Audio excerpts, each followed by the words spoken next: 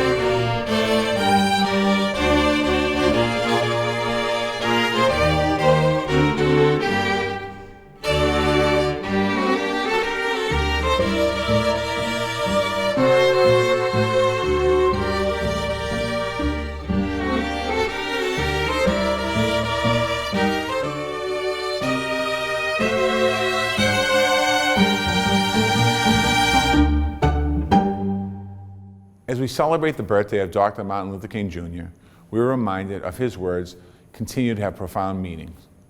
A Testament of Hope was published after Dr. King's death and presents a summary of his thoughts on related issues of racism, equality, world peace, and social progress.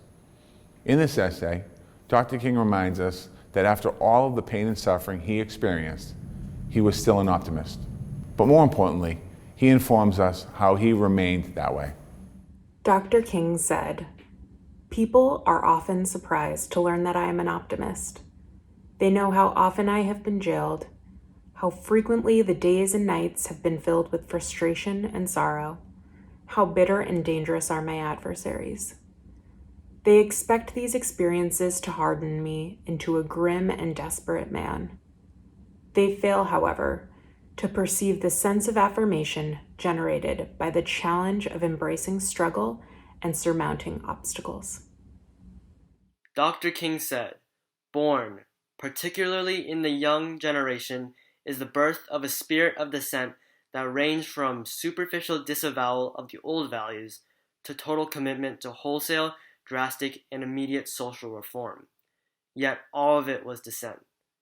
Their voice is still a minority, but united with millions of black protesting voices, it has become a sound of distant thunder increasing in volume with the gathering of storm clouds.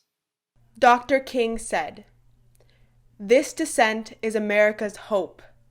It shines in the long tradition of American ideals that began with courageous Minutemen in New England, that continued in the abolitionist movement, that reemerged in the populist revolt, and decades later that burst forth to elect Franklin Roosevelt and John F. Kennedy." Dr. King said, "Today's dissenters tell the complacent majority that the time has come when further vision of social responsibility in a turbulent world will court disaster and death. America has not yet changed because so many think it need not change." Dr. King said, America must change because 23 million plus black citizens will no longer live supinely in a wretched past.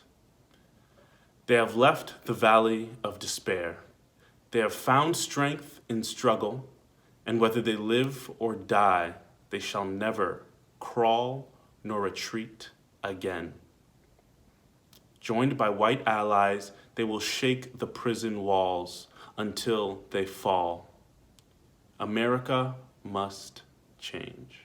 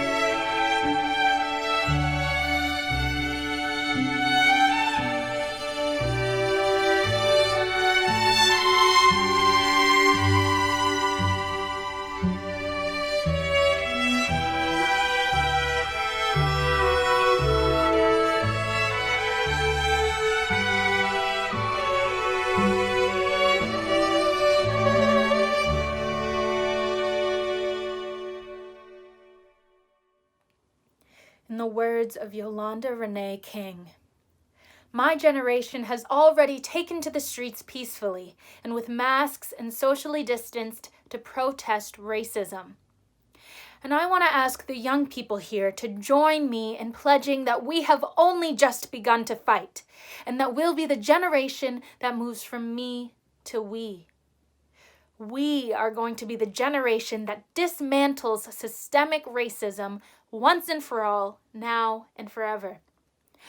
We are going to be the generation that calls a halt to police brutality and gun violence once and for all, now and forever. We are going to be the generation that reverses climate change and saves our planet, once and for all, now and forever. And we are going to be the generation that ends poverty here in America, the wealthiest nation on earth, once and for all, now and forever. We are the great gems of our grandparents, our great-grandparents, and all our ancestors. We stand and march for love, and we will fulfill my grandfather's dream. So, show me what democracy looks like. This is what democracy looks like. Show me what democracy looks like.